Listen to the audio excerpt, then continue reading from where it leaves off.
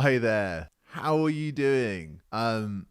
It's been a little while since I've been in contact. It's been a little while since I made a video. I wanted to just share an update, and as you can see by looking at the name of this video, as you can see by the statement I'm explicitly making, I'm going all in on UFOs. It occurred to me over the last couple of months, whilst I've been thinking about what do I want to talk about on this channel, I realized that I need to focus myself in a particular direction. And I use the metaphor of a rocket. Like if you're about to take a journey into space, it's all very well taking off, but the long-term impact of what you do is going to be so much better served if you know where you want to go, right? So you can point that rocket in the right direction. And as I've been building up to really start making stuff, I've realized it's so important that I really choose the direction that suits me best. There are things in life that we get to make a choice about. And this project and my energy and my passion being poured into something, I need to choose something that matters to me. And you know what matters to me? Is the UFO subject. More than I think people could maybe imagine or realize. I am fascinated with it and I care about it. And I can see that in so many ways,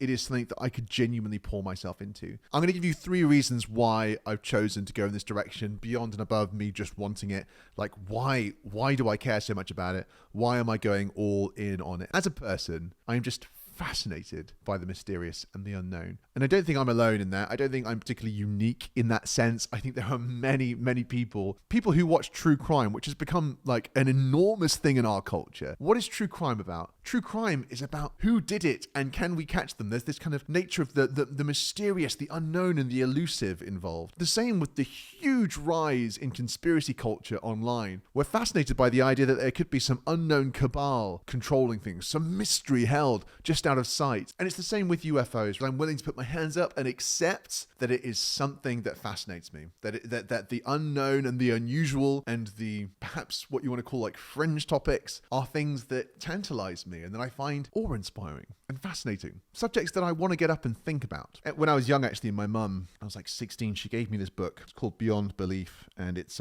basically YouTube conspiracies before YouTube conspiracies. It's full of all sorts of mysterious, wonderful, bizarre, strange occurrences, stories, retellings of history, and I was in love with all of these ideas from such a young age. Now, over the years, I've waxed and waned in terms of my commitment to some of these ideas. I have fallen in love with them. I have fallen out of love with them. I have believed things. I've stopped believing things. I've changed my mind so many times. But around 2016-17, the UFO topic just became so interesting to me again. And that brings me to point number 2, which is that the timing for this subject is just wonderful. If you've been paying attention since 2017, UFOs are no longer a joke. In fact, they have a proper name now, which is UAP, just a term that doesn't have all the baggage associated with it. A UAP is an unidentified aerial phenomenon. And since 2017, they have been taken much, much, much more seriously. It all started with an article that was released on the front page of the New York Times, revealing that the Pentagon was running a secret UFO program to find unidentified aerial threats and to track and monitor them and to work out what their common characteristics were. From there, a bunch of videos were released showing UAPs. And from there, the Pentagon was forced to acknowledge that these videos were real, that UAPs are a real thing, that there are things in our skies that we don't know what they are. And thus began a long discussion in America through the Congress, through the Senate, and all the way up to the executive branch of the government as well, talking seriously about what these things are and how we can start to better understand them. Because, my goodness, like there's unidentified things in our skies. Now, you may be saying, well, it could be all sorts of things. Yes, it really could be.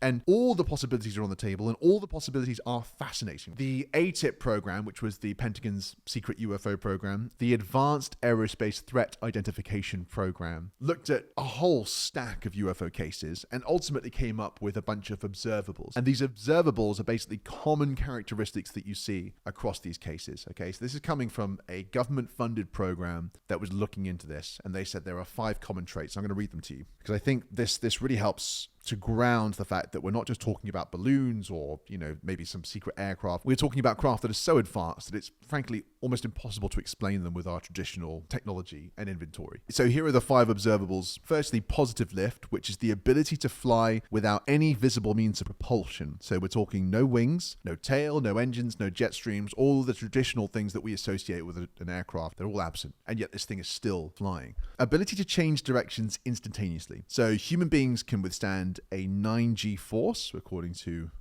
this debriefing here. Some of the best aircraft can withstand 16 Gs when UAPs change directions suddenly at the speeds they're going at. It's calculated that this should be somewhere in the region of 300 to 600 Gs occurring mid-flight. Pretty astonishing. Hypersonic velocity, speeds at Mach 5 or above. Low observability, so the ability to do cloaking that is beyond the technology that we have available. And a really bizarre one here is transmedium travel. So not just flying through the air, but actually being able to travel through water just as well. So you can understand that if there are craft out there that tick all 5 of these observables, they constitute such an enormous leap forward in terms of their technology that we all should be sitting up and paying attention. You know, if this is Russia or China, right, which is the most mundane answer, then what this means is the world that we live in has changed. America and the West are done in terms of their technological dominance, and Russia and China have not only broken through the technological barrier of what's possible, but they have leapt forwards multiple generations and now have the technology to explore things and to go places that are not available to the rest of us. That's astonishing, right? The other thing is maybe this is some deep American tech that is buried within the defense intelligence community. It's so much so that presidents and CIA directors and people of authority don't even know, because it has been so well hidden through compartmentalization and security architecture. And if that's the case, then yet again, you know, this time it's America, but there has been a quantum leap in terms of technology. And what does this mean as we start to talk about this? And could this technology be used for other means? And then, of course, the most fascinating and tantalizing option is that neither of those two things are true, which means that we have to really start asking much bigger questions about who we are and what's going on in the universe. And that brings me actually quite nicely to my third point, which is not only is this interesting, not only is this subject matter timely, but actually it's a wonderful conversation to have, especially in a world that is so divided, especially in a world where politics is increasingly just tearing us all apart and things seem to be going so badly wrong in terms of our ability to have a constructive dialogue to try and make the world a better place. I don't know about you, but I feel deeply frustrated and deeply worried about the world. I'm not here trying to be like, you know, like I cry myself to sleep every night. I'm not doing that. But what I'm saying is that sometimes I really do wonder, like, what's it going to take? How are our politicians so unbelievably awful? Like, how is the quality of dialogue? How is the quality of the debate and the discussion so bad? And how is it that reasonable, rational, educated people are no longer able to have a meaningful, constructive dialogue to try and make things better? That is frustrating me all the time. And you start to ask yourself, okay, how do we improve things in the world right now? How do we start to address some of these issues? And I've got an analogy for you. I want you to imagine that you're on a mountain and you've fallen asleep on the side very high up in a very cold location. You fell asleep. Don't ask me how. You're asleep. And you wake up and you're encased in ice. And I'm talking about that cold, see-through ice that's rock solid, you know? And you're kind of constrained in terms of your ability to move, and you start trying to chip away at it. You're scratching, and you're desperately trying to make a bit of progress. But of course, you're racing against the cold itself. Every time you chip away a little bit, the cold of the night refreezes what you've done. That to me is what politics is like these days. That to me is what any human attempt to try and make things better looks like. I'm not saying that these are not worthy endeavors. There are many things that are going on that are just, wonderful and amazing. But the frustration of just how little progress we can make is palpable.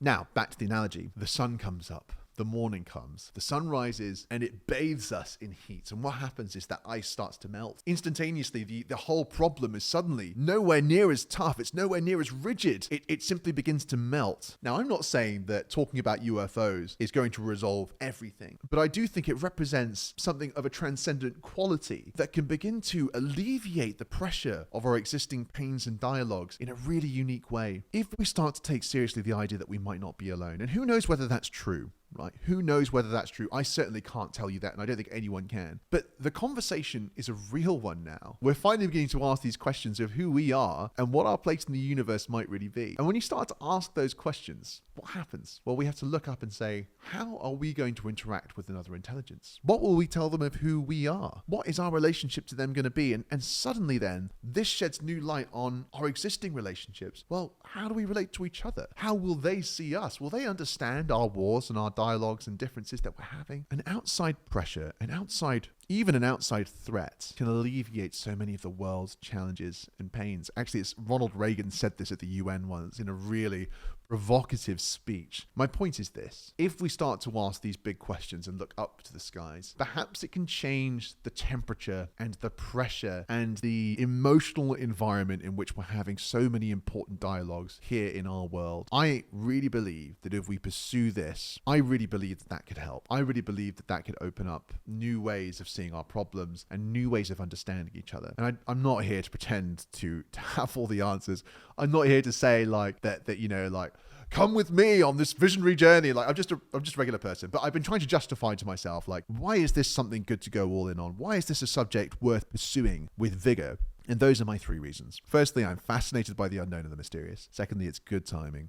And thirdly, I really do believe it could be a force for good. So, on a practical level, this channel will be about UFOs, but also, I think more importantly, it will also be about ufology, which refers to the study of UFOs. I don't think many people have Googled ufology. What is ufology? Did I just make that word up? No, that is genuinely the study of UFOs. And I'm interested in that. I'm interested in the dialogues that are going on. Because as we start to talk about some of these things, and as I put some content together, one of the things you're going to see is that the conversation going on around UFOs is absolutely fascinating. You have got warring factions. You've got some people saying the truth about it is this. You've got some people saying the truth about it is this. You have got people from the inside of the government starting to say things and to say some pretty provocative things. And you can see that there is actually a conflict within the United States government about this. Some people saying we don't want to talk about it. Some people saying we really need to talk about it. There are so many interesting angles and perspectives. There is so much truth and there are so many lies, and working out what's what is going to be amazing. So if you're into it, if you like this idea, if you're down for UFOs, if you're interested in this as a subject for the future of our world and just as something to explore, then come along with me on this journey and I will be absolutely thrilled to have you. My name is Rob, at least it is for now, but I might rebrand and rename this channel.